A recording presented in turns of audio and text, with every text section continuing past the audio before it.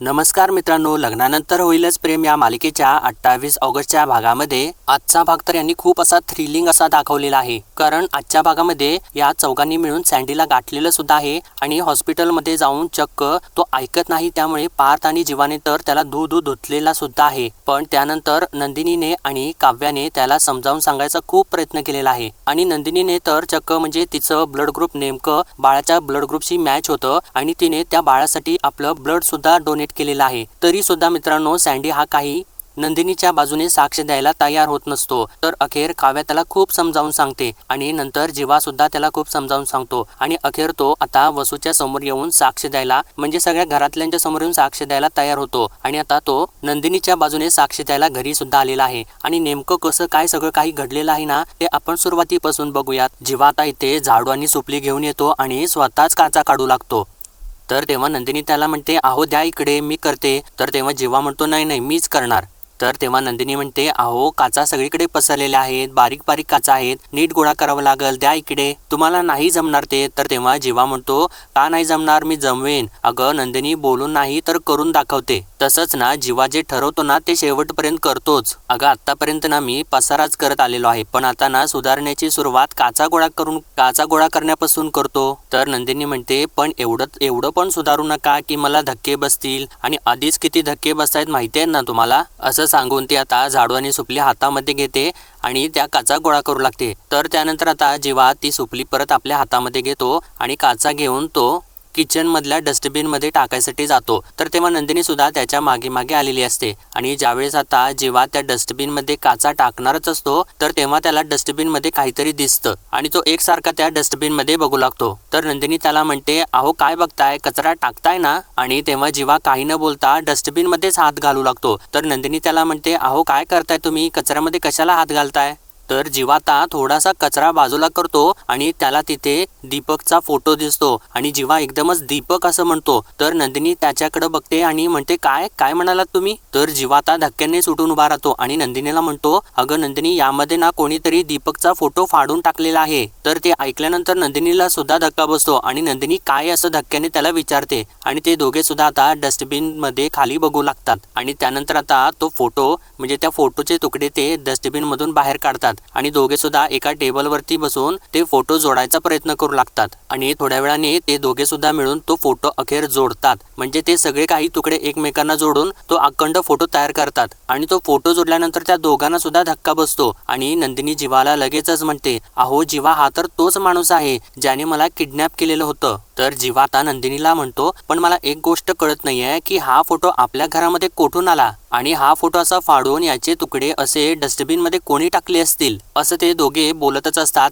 इतक्यात बाहेरून दरवाजा वाजवल्याचा आवाज होतो आणि तेव्हा पार्थ आणि काव्या दोघे सुद्धा खोलीमध्ये येतात. तर पार्थ म्हणतो, अरे इतके सारे अल्बम शोधले पण माहिती नाही तो साथीदार कुठं आहे ते. असं तो बोलत असतो. तर तेव्हा जीवा त्याला म्हणतो, अरे तो इथे आहे या फोटो मध्ये. आणि तेव्हा ते दोघे सुद्धा धक्क्याने खाली बसतात आणि तो फोटो बघू लागतात आणि तो फोटो बघितल्यानंतर काव्याला तर मात्र मोठा धक्का बसतो आणि ती डोळे मोठे करूनच त्याच्याकडे बघू लागते. तर पार्थ सुद्धा म्हणतो, अरे बापरे, हा माणूस. तर नंदिनी त्याला सांगू लागते, हाच तर माणूस ना दीपकचा साथीदार आहे ज्याने दीपकच्या मदतीने मला किडनॅप केलेलं होतं. असं तिने सांगितल्यानंतर ते दोघे परत त्या फोटोकडे बघतात आणि काय काय असं म्हणतात. आणि तेव्हा त्या दोघांना सुद्धा तो क्षण आठवतो ज्यावेळेस ते हॉस्पिटलमध्ये गेलेले असतात आणि सँडी त्यांच्या समोर आलेला असतो आणि त्याने हात जोडून त्या दोघांना म्हटलेलं असतं, दादा वहिनी, खरंच मी तुमचा खूप आभारी आहे. आणि त्या दोघांना बसून त्याला धक्काच बसलेला असतो. तर आता नंदिनी त्या दोघांच्या कडे बघून त्यांना विचारते, काय झालेलं आहे, तुम्ही दोघे एकदम धक्का लागल्यासारखे का रिएक्ट करताय. तर काव्या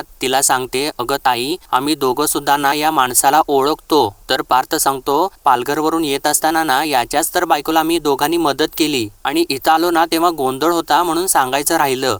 तर काव्या सांगते, हा, आणि ना यांच्याबरोबर ना त्या तुझ्या आनंद निवास मधल्या रेखाताई सुद्धा होत्या आणि हा त्यांचाच भाऊ आहे. तर पार्थ परत सांगतो, आणि याचीच बायको ना ती प्रेग्नंट होती. आणि आता पार्थ जे सर्व काही घडलेलं असतं ते एका मागोमाग एक त्या दोघांना सांगू लागतो. ज्यावेळेस ते दोघे पालघरवरून परत येत असतात तर तेव्हा रेखाताईने हात करून त्यांची गाडी अडवलेली असते आणि पार्थ आता रेखाताईला बघितल्यानंतर कारमधून खाली उतरलेला असतो आणि रेखाताईने सांगितलेलं असतं की ही ना माझ्या भावाची बायको आहे, हिच्या पोटात खूप दुखत आहे. आणि त्यानंतर पार्थने त्या दोघांना सुद्धा घेऊन हॉस्पिटलमध्ये नेलेलं असतं ते सुद्धा तो आता या दोघांना सांगतो आणि त्यानंतर त्याच्या बायकोला त्या दोघांनी मिळून ऍडमिट केलेलं असतं ते सुद्धा तो सांगतो. तर तेव्हा आता नंदिनी विचारते म्हणजे हा दीपकचा साथीदार रेखाताईंचा भाऊ आहे. तर तेव्हा काव्या हो असं तिला सांगते.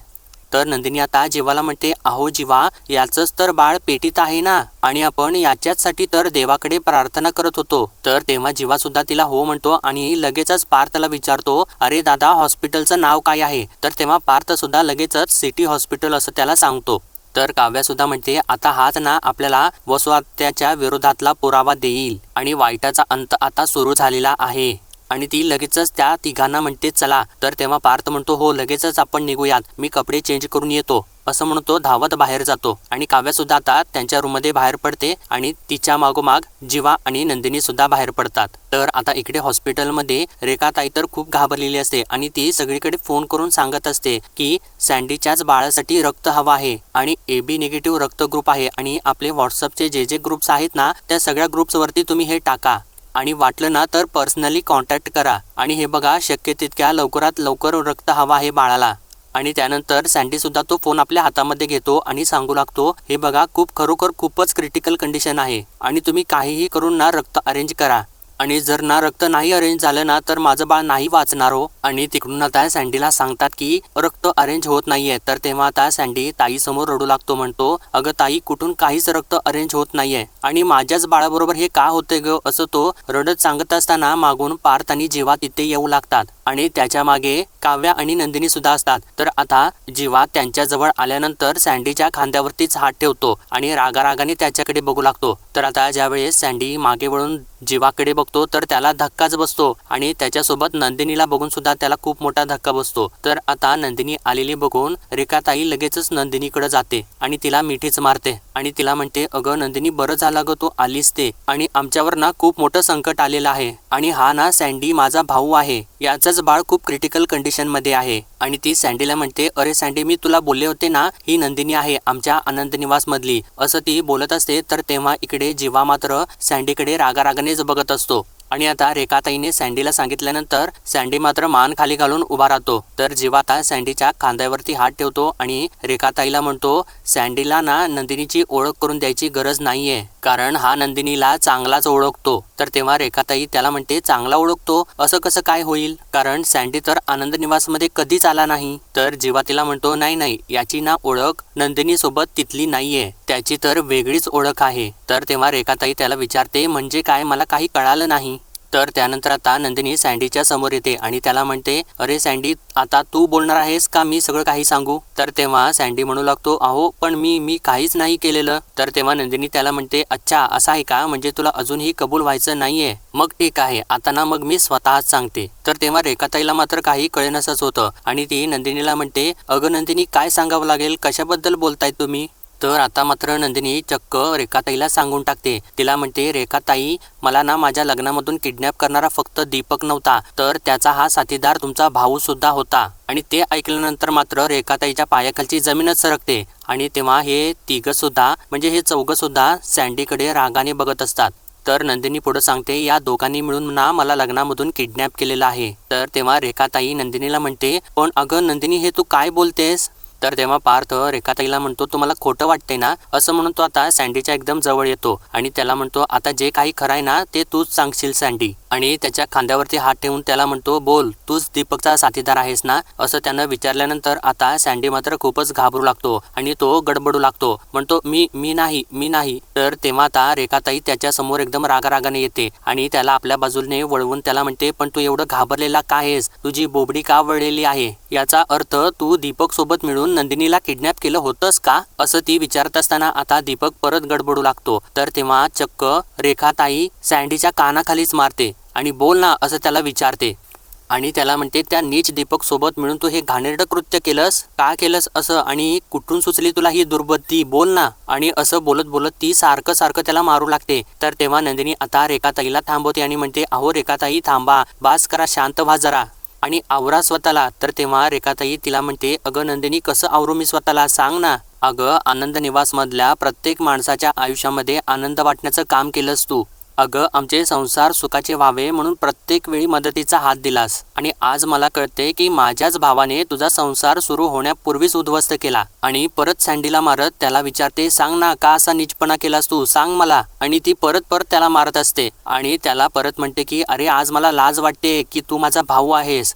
तर तेव्हा अखेर मात्र आता सँडी तिच्यासमोर हात जोडतो आणि तिला म्हणतो, अगं ताई प्लीज असं बोलू नकोस ग. अगं माझा नाईलाज होता ग, मला ना पैशांची गरज होती. माझ्या बायकोला 5वा महिना सुरू झालेला होता आणि सोनोग्राफीसाठी पैसे हवे होते म्हणून ना मला गरजेपोटी दीपकची साथ द्यावी लागली. मला खरंच माफ करा असं तो आता सगळ्यांची माफी मागतो आणि म्हणतो चुकलंय माझं, चुकलेलंच आहे माझं, माफ करा मला. आणि त्यानंतर आता ते सर्व सँडीचं ऐकल्यानंतर काव्या पुढे येते आणि त्याला म्हणते, अरे सँडी तू दीपक बरोबर मिळून जे काही केलेलं आहेस ना त्याच्यामुळे आमची आयुष्य तर उद्ध्वस्त झालेलीच आहेत. पण आता जे काही झालेलं आहे ना ते आम्ही बदलू शकत नाही. पण तू केलेल्या चुकीची प्रायश्चित्त करायची एक संधी आम्ही तुला देऊ शकतो. तर असं तिने म्हटल्यानंतर सँडी तिला विचारतो, संधी म्हणजे काय? तर तेव्हा काव्या नंदिनीकडे बघते आणि तेव्हा नंदिनी सुद्धा तिला इशाऱ्याने हो असं सांगते. तर काव्या आता पुढे बोलू लागते. त्याला म्हणते, माझ्या ताईवरचे आरोप पुसले जाण्यासाठी आणि कदाचित तुझ्यामुळे काही लोकांना खूप त्रास झालेला आहे, हे तुझं जे काही गिल्ट आहे ना ते सुद्धा तू कमी करू शकतोस. बोल, करशील का मदत असं त्याला ती परत एकदा विचारते. तर तेव्हा सँडी म्हणतो, मदत? कसली मदत? तर आता जीवामध्ये पडतो आणि सँडीला म्हणतो हो असं म्हणून तो आता जे काही सर्व त्यांचं प्लॅनिंग ठरलेलं असं म्हणजे नंदिनीला निर्दोष मुक्त करायसाठी ते जे काही आता सँडीपर्यंत पोहोचलेले असतात ती सर्व काही गोष्ट आता तो सँडीला सांगू लागतो. तर आता जीवाचं सांगून झाल्यानंतर पार्थ सँडीला म्हणतो, हे बघ सँडी तू एकटाच असा आहेस जो ना दीपक आणि वसू हत्याच्या विरोधात साक्ष देऊ शकतोस आणि आमची साथ देशील का असं तो त्याला आता प्रश्न करतो. तर पार्थने असं विचारल्यानंतर आता सँडी मात्र थोडासा शांत होतो आणि त्याला आता तो क्षण आठवू लागतो ज्यावेळेस दीपकने त्याला फोन करून धमकी दिलेली असते. दीपक त्याला म्हणालेला असतो की मुंबईमधून गायब व्हायचं, इथून जर तडीपार नाही झालास ना तर तुला बाबा म्हणायसाठी तुझं बाळ सुद्धा राहणार नाही, लक्षात ठेव. तर असा तो त्या विचारात असताना पार्थ परत त्याला विचारतो, सांग ना देशील का साथ? तर तेव्हा सँडी एकदमच त्याला म्हणतो, नाही मी काय साक्ष वगैरे देणार नाही, कारण तो दीपकला खूपच घाबरलेला असतो. तर आता जीवा त्याच्यावरती जोराने ओरडतो, अरे काय रे, काय प्रॉब्लेम काय आहे? तर तेव्हा सँडी त्याला म्हणतो, नाही ते ना मी तुम्हाला सांगू शकत नाही, पण मी तुमची साथ देणार नाही. तर आता तर डायरेक्ट पार्थ त्याची कॉलरच पकडतो आणि त्याच्यावरती जोराने ओरडू लागतो. त्याला म्हणतो, इतका वेळ तुला शांततेत सांगत आहे, तुला कळत नाहीये का? आणि माझ्याकडे ना दुसरी पद्धत सुद्धा आहे घरच्यांच्या समोर खरं खोटं करण्याची, कळलं ना?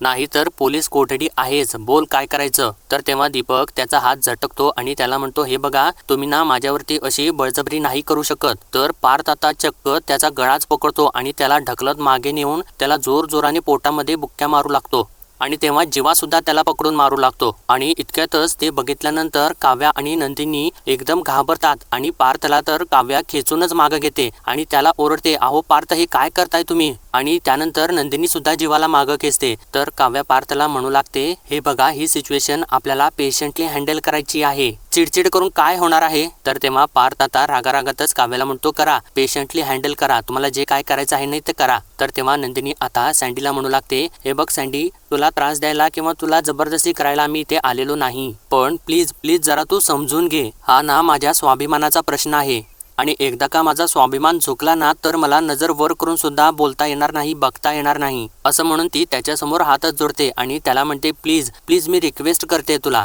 तू रेखाताईंचा भाऊ आहेस ना, अरे मी तुला काही सुद्धा होऊ देणार नाही, मी शब्द देते तुला. असं तिने म्हटल्यानंतर आता सँडी सुद्धा तिच्यासमोर हात जोडतो आणि तिला म्हणतो, अहो मी तुमच्यासमोर हात जोडतो, प्लीज मला याच्यामध्ये ओढू नका, मी आधीच ना खूप टेन्शनमध्ये आहे, माझं बाळ पेटीमध्ये आहे आणि त्याच्या जीवाला धोका आहे, मला ना कशामध्येच अडकायचं नाही. असं तो सांगत असताना पार्थ परत त्याच्या अंगावरती जात असतो आणि तेव्हा काव्या परत त्याला मागं खेचते आणि इतक्यातच डॉक्टर तिथं येतात आणि त्या सगळ्यांनाच म्हणतात की हे बघा बाळाची तब्येत ना खूप जास्त बिघडलेली आहे आणि ब्लड अजून सुद्धा मिळालेलं नाही. आणि ती सँडीला म्हणते की सॉरी पण कधी काय होऊ शकेल ना काही सांगता येत नाही, असं डॉक्टरांनी सांगितल्यानंतर आता सगळ्यांनाच मोठा धक्का बसतो. तर तेव्हा आता रेखाताई डॉक्टरांच्या समोर येते आणि त्यांचा हात आपल्या हातामध्ये घेऊन त्यांना म्हणते, अहो डॉक्टर प्लीज असा नका हो म्हणू, प्लीज बाळाला वाचवण्याचे प्रयत्न तुम्ही थांबवू नका.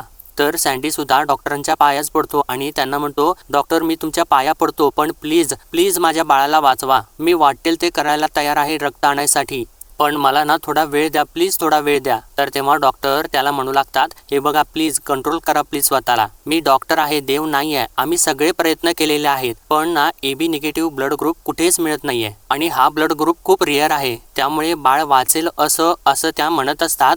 इतक्यातच नंदिनी त्यांना म्हणते वाचेल, कारण बहुतेक आता इथे नंदिनीचंच ब्लड ग्रुप AB निगेटिव्ह आहे. आणि असं नंदिनीने म्हटल्यानंतर आता सर्वजण तिच्याकडे धक्क्याने बघू लागतात. तर आता नंदिनी डॉक्टरांच्या समोर येते आणि सँडीकडे बघत म्हणते बाळाला काही सुद्धा होणार नाही. आणि डॉक्टरांना म्हणते तुम्हाला बाळासाठी AB निगेटिव्ह रक्त ग्रुप हवा आहे ना, आणि माझा ब्लड ग्रुप सुद्धा AB निगेटिव्हच आहे असं तिने सांगितल्यानंतर डॉक्टर मात्र खुश होतात. तर इकडे पार्थ काव्याला इशाऱ्याने विचारतो, खरंच नंदिनीचं ब्लड ग्रुप AB निगेटिव्ह आहे का? तर तेव्हा काव्या सुद्धा हो असं पार्थला सांगते. तर नंदिनी आता सँडीला म्हणते मी रक्त देईन तुमच्या बाळाला. तर तेव्हा आता डॉक्टर सुद्धा खूप आनंदित होतात आणि नंदिनीला म्हणतात गुड, खूप छान झालं, चला तुम्ही, असं म्हणून ती म्हणजे ते दोघे चाललेलेच असतात. तर तेव्हा आता जीवा नंदिनीला परत थांबवतो आणि तिला म्हणतो, अगं नंदिनी काय करतेस तू? अगं ज्या माणसाने तुझी मदत करायला स्पष्टपणे नकार दिला त्याचीच मदत करतेस तू? तर तेव्हा नंदिनी जीवाला म्हणते हो, कारण ना माझ्यामधलं माणूस पण अजूनही जिवंत आहे जीवा. मदतीचे हात हे बघत नाहीत की कोणाला मदत करतात ते.